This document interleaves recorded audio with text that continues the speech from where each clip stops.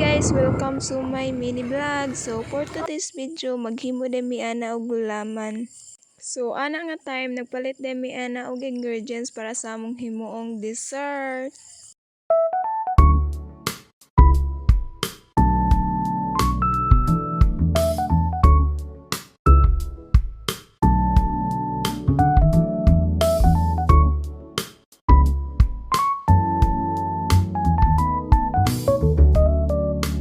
Ug di magdugay-dugay gidabdaban na dayon ang kaldero.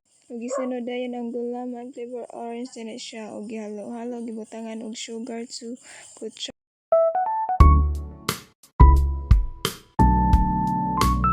And then gitransfer dayon na siya og sudlanan para pagahion. And then pagkatapos gipuli dayon na ang sagu.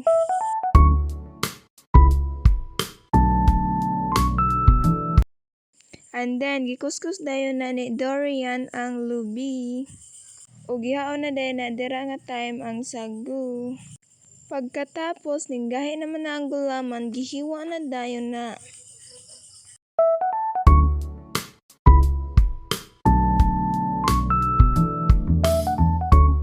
And then, gibutang dayon na ang sago sa saanan para matsagak ang tubig sa planggan. Ug dira nga time ato na nang i-mix tanan dirang mga ingredients ug giuna dayon ang gulaman. Ug gisunod dayon ng angel. And then pagkatapos gisunod dayon ng Nestea cream and then ang lubi. Og di maglangay gibutang dayon na ang Durin pang patamis. O gisunod na siya dayon ang sagu. And then, mana mag-apply ta ng ingredients, giukay na dayon na siya. And then, pagkatapos, gisud na dayon na siya sa rep para mubugnaw po ba para lami inig kaon.